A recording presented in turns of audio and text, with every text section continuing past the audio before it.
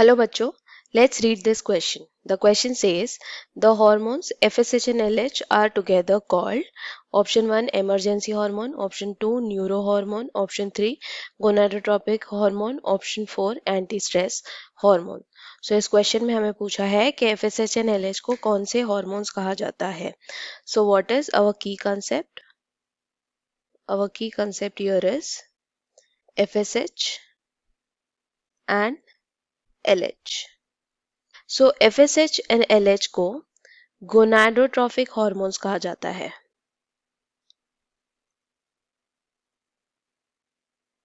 उसका रीजन ये है क्योंकि वो एक्ट करते हैं गोनाड्स पे.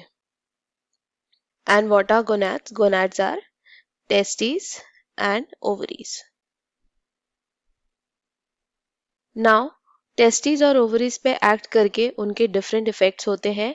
For example in male they act on testis और उनका फंक्शन क्या होता है? LH करता है function of causing the release of androgen or testosterone from the testes. FSH का क्या फंक्शन है मेल में?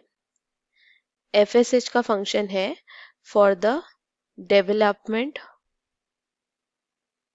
of sperm या फिर spermatogenesis. So FSH spermatogenesis में हेल्प करता है. In female they have different functions. LH in female cause करता है ovulation and corpus luteum development.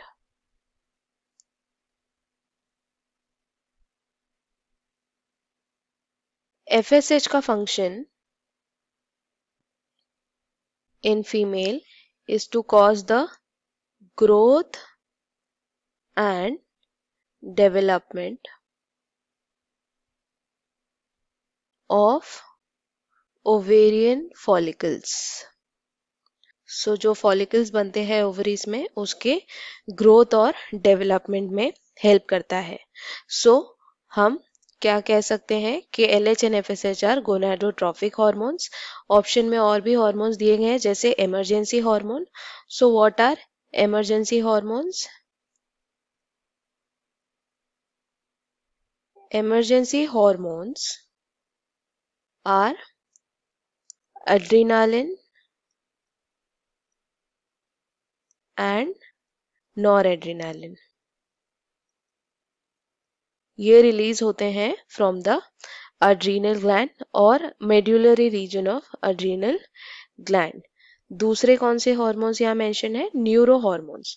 So neuro hormones वो हॉर्मोन्स होते हैं जो कहाँ से कहाँ प्रोड्यूस होते हैं? प्रोड्यूस होते हैं in the hypothalamus.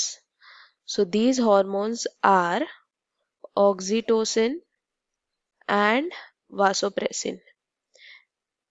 ये प्रोड्यूस होते हैं हाइपोथैलेमस में बट रिलीज होते हैं from the pituitary gland. Next hormone है anti stress hormone. So anti stress hormone हम किसे कहते हैं? हम ऑक्सीटोसिन को एंटी स्ट्रेस हार्मोन कह सकते हैं because it helps to lower the blood pressure and also reduce the cortisol amount in the blood. तो कौन सा हमारा करेक्ट आंसर है? हमारा करेक्ट आंसर है ऑप्शन 3.